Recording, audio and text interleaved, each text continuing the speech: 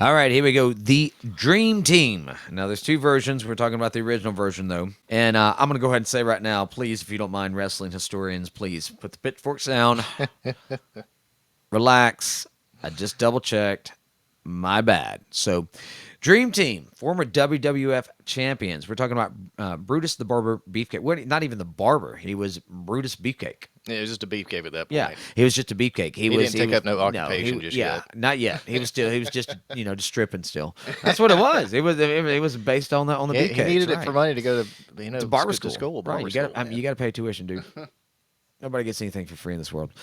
So we've got Brutus Beefcake and Greg the Hammer Valentine. Okay, Dream Team.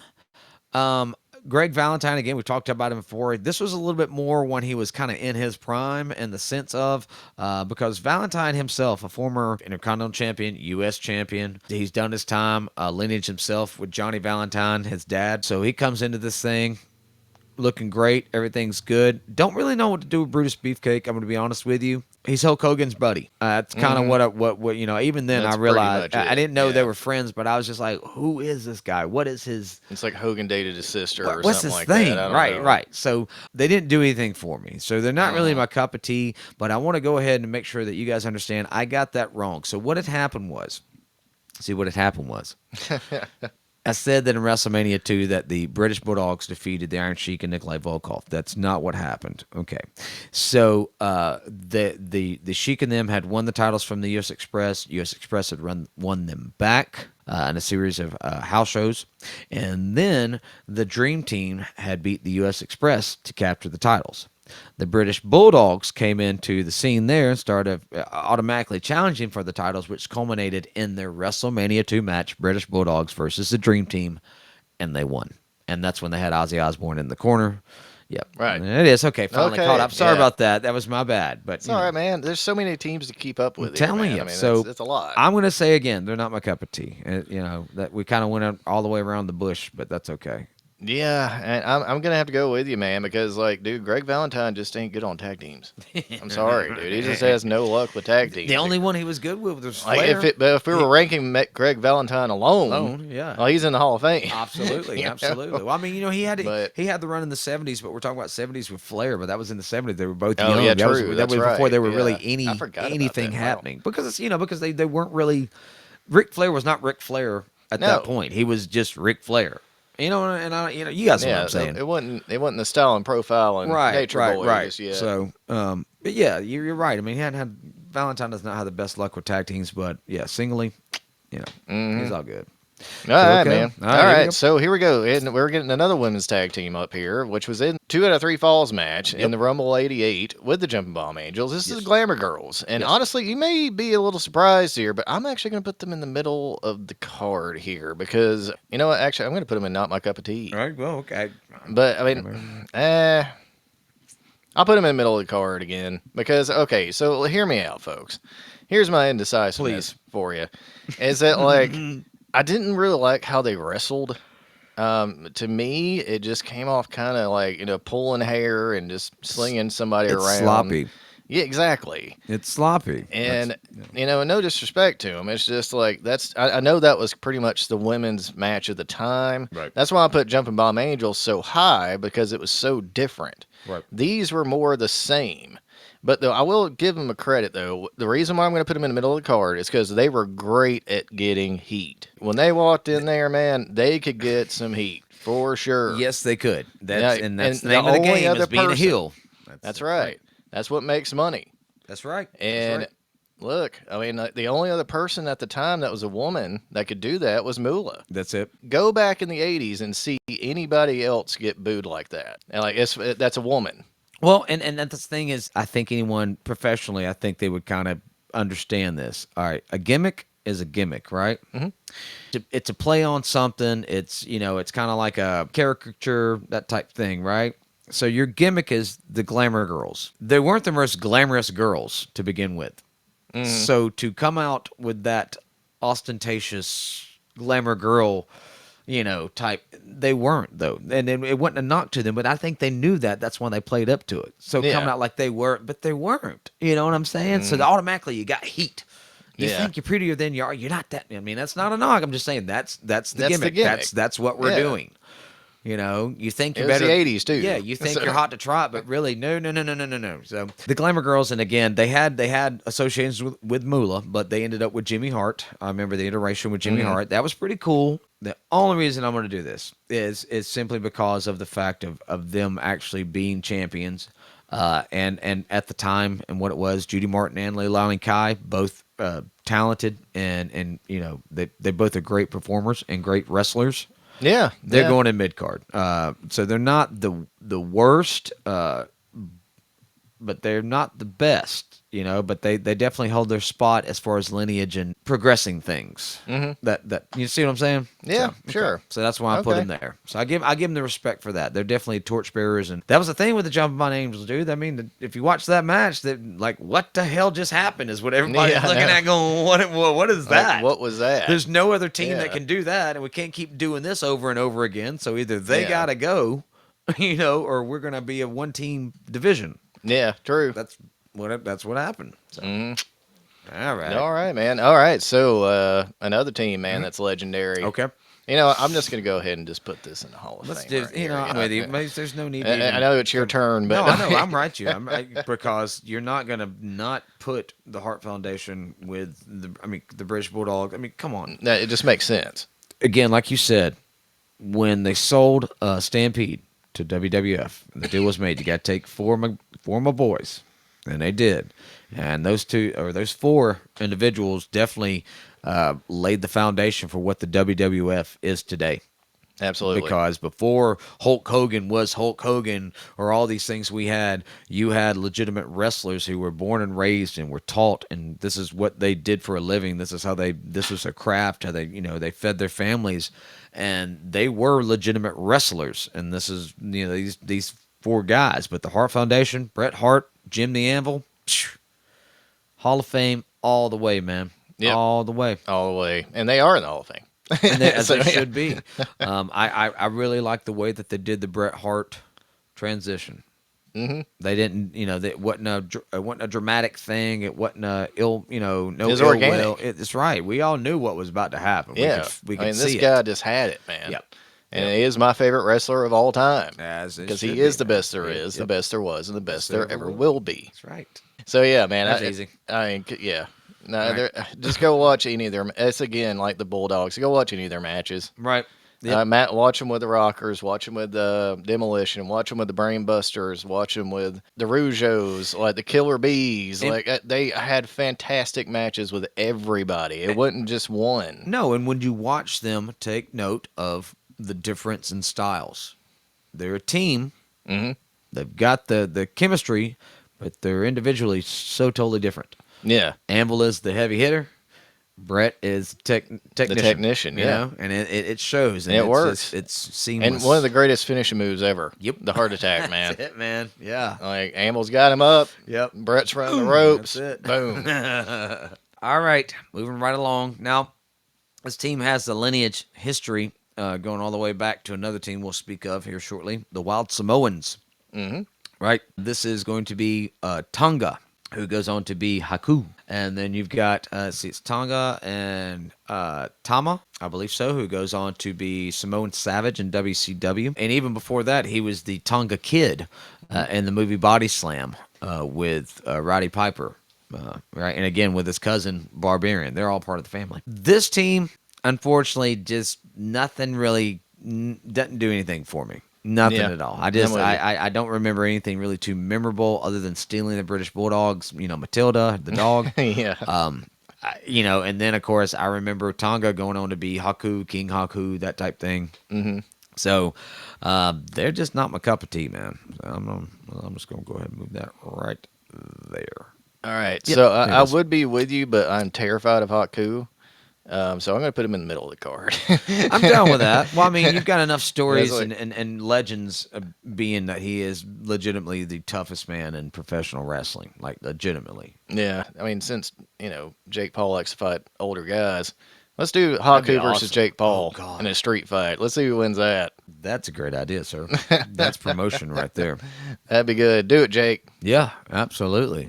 I mean, you got a really good point on that one. I give you that. Like solely just because I'm terrified of hockey. Yeah, I mean, That's it. well, everybody's terrified, but I don't want him but to watch this but and be like, "Oh, you put me in not my cup of tea." well, the beautiful thing about Haku is that I'm sure he would probably be like, okay, Haku, legitimately one of the toughest men in professional wrestling, right? We understand that, got that. I think he would say that his better days were spent elsewhere. You know, Oh God, yeah, yeah, yeah, man. I mean, it even is. his WCW run is mean. Yeah, man, Was really good. yeah, you know, Had and that so. little like choke claw But thing yeah, or yeah, whatever. but I enjoyed him. I enjoyed King Haku as well. Again, in the '80s, I Yeah, enjoyed King Haku. yeah. You Again, know, yeah, and then with the colossal connection with Andre, there you go. That's one that, yeah. Oh you yeah, know, especially that match at WrestleMania 6 where Andre right? turned to a good guy Yep, again. Oh, it's good stuff, man. it is. But unfortunately, as a team, Yeah, I understand. Yeah, but then I'll get my nose bit off and you won't, so you'll be yeah, fine. I know. Yeah, but You're good. I'll film it and put it on Instagram or something. Cool. All right, so we're moving on to the Killer Bees. Yes. And man, again, just like the Rougeos, I'm Yep. putting them in main event because this team was very, very good and insanely underrated. Yes. I guarantee you, I could walk up to probably someone who's been watching wrestling for the past 20 years, and I'd say Killer Bees, and they'd be like, "Who?" Absolutely. Yeah, because And they you have should no know them idea. Yep, you should know because, them. dude, they had great feuds with the Hart Yep. Foundation, the Bulldogs, and of course the Rougeos. I mean, these guys ran the '80s. Right. You know, like I'm with you. I'm just going to go they ahead were and sign up here as great well. hand to have. And it goes back to what we were saying about a few of these other teams. Again, individually, B. Brian Blair, Jim Bronzell, coming from a tag team with Greg Gagne in the AWA, right? B. Brian Blair coming up from the Florida Territories and you know the Eddie Graham School of Wrestling. So you get them together, great technicians, great workers, and just again great chemistry. And then you throw in the mask hysteria, right? Because when they started bringing out the mask and they threw on the mask, and this wasn't, they didn't come out in the masks, they came out unmasked. But at some point in the match, they throw the mask on, so you didn't know who was who. I love the Killer Bees. Yeah, they're I great. They never had a run with the championship, but I loved it. I loved It's a the damn shame it, too. it really is. But that's how great the competition Yeah, was back then. that's right. It was a packed house. I want to find me a good Killer Bees T-shirt. No, that'd be cool. That right? Because you Yeah. don't see many of those around here. No. But In I'm fact, sure I we don't can think I've finally in ever like seen one. 80stees.com or probably have Yeah, something like that. probably so. Ding ding, that's a little shout out to y'all. So just hey, Yeah, I'll throw up a link 140. up there. Yeah. All right. So yeah, main event. They're main eventers, man. Ain't no doubt about it. Yeah. I agree, dude. All right, so it's back to you, buddy. Okay. This one right here. So we're looking at what is this? The Mega Bucks. Mm-hmm. So the Mega Bucks, time frame in which we saw the Evil Twin and the referee at Saturday's Night Main Event. Oh yeah. This all began where Andre was going to challenge Hulk Hogan for the championship at WrestleMania 3. Hogan defeated Andre. Then Million Dollar Man comes in and says, hey, instead of me competing for the belt, I'm just going to have Andre go and win the belt, and then I'll just buy it from him. That's the plan. It's a good plan. It's a good plan. Happened in 1988 on Saturday Night's Main Event. Andre won the match in a controversial decision because they were twin referees, the Hebner brothers. I don't know if anybody. I didn't know of twins at that point. I was freaked out. I was like, what is going on? I mean, that's yeah. Yeah, wasn't the storyline that the $1 Million Man paid paid to for get plastic surgery or something? Yeah, I was like, what? So I didn't know anything about the Hebner twins, so it threw me for a loop. And then to watch the whole thing go down to where, all right, so Andre has the belt, he gives it to the $1 Million Man, and there is actually house show footage and pictures of the $1 Million Man wearing the World Championship belt to the ring at a house show. So he was technically the holder of the championship. Then that led to the tournament at WrestleMania 4, Randy Savage, Hulk Hogan, Mega Powers. So then you had Mega Powers and the Mega Bucks at SummerSlam 88, right? Great match. The build-up was awesome. That's what we were looking for, I think Ted DiBiase is another underrated performer in a lot of circles in today's wrestling because they don't necessarily understand the art of Yeah, I professional agree. wrestling. Yeah. Ted DiBiase comes from a family of professional wrestlers. His mother was a professional wrestler. His father was a professional wrestler who died in the ring, coincidentally. Iron Mike DiBiase, I believe. So Ted DiBiase in his UWF days, Mid-South, great, just a great wrestler. Andre the Giant, what more can you say about Andre the Yeah. Giant than Andre the Giant? And this was Yeah. not this was in his rougher years. He was slowing down. He was getting in bad shape, Still held us on though. And still, it was they were still a great tag team, and they put butts in seats.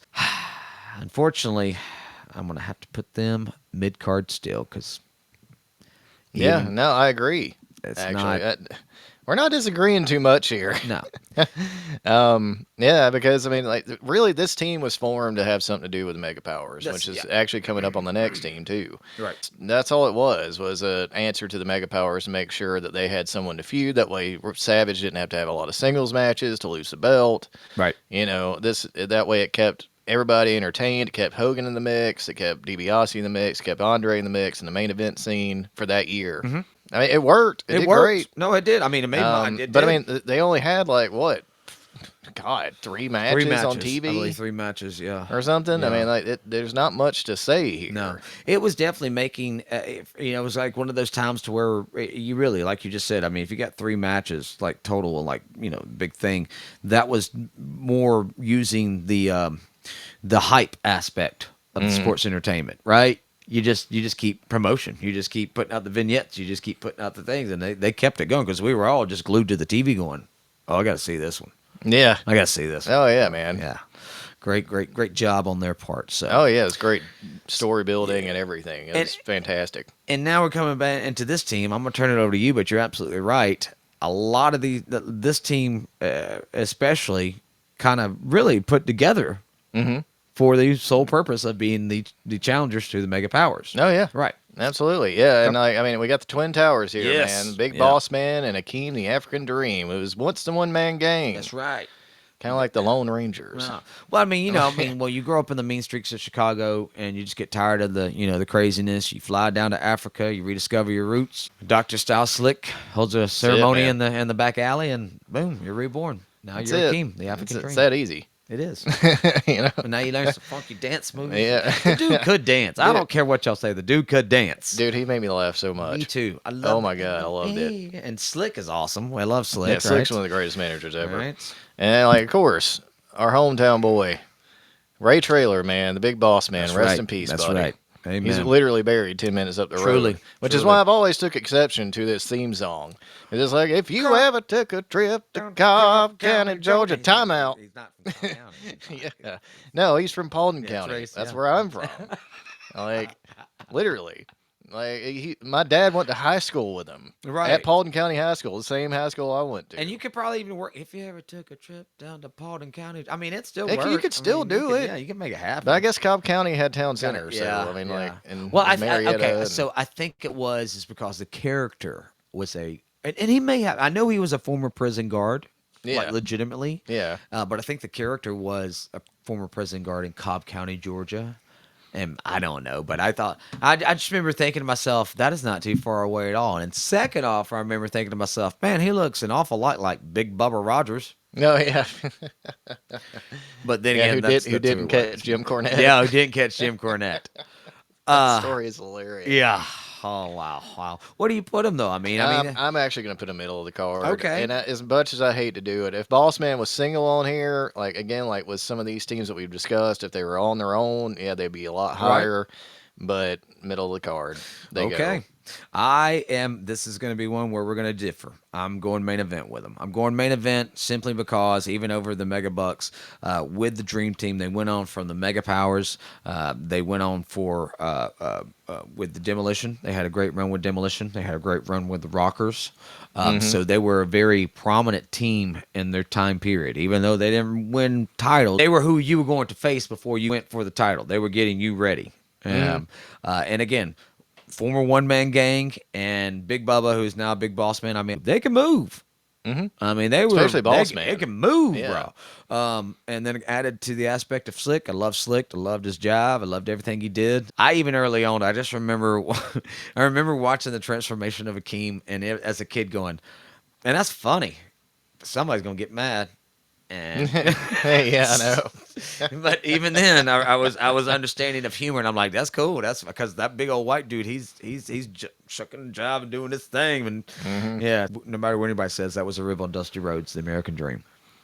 I didn't know that. Yes, that was a rib. Hmm. And everybody says no, it's not. But if you watch the way he talks and the way he does in the Yeah, ring, and he's the African Dream, if you will. yes, right. Yeah. So, but no, yeah, I put him in the main event because they gave me a lot of entertainment. I loved their series of matches with all the tag teams they worked with. There was never a time where I was like, man, that really sucked. I enjoyed everything they did. I gotcha. Yeah. I can understand that, man. Right, and plus I have both their original action figures. Oh, there you go. Yeah. You got me. There. Right. All right. So the last one rides on you, man. Oh, it's on me. Okay, back again. All right, so here we go. I think. Last one.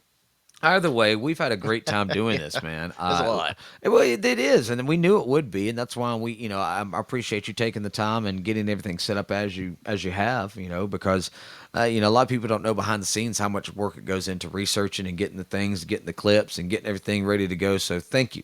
No, yeah.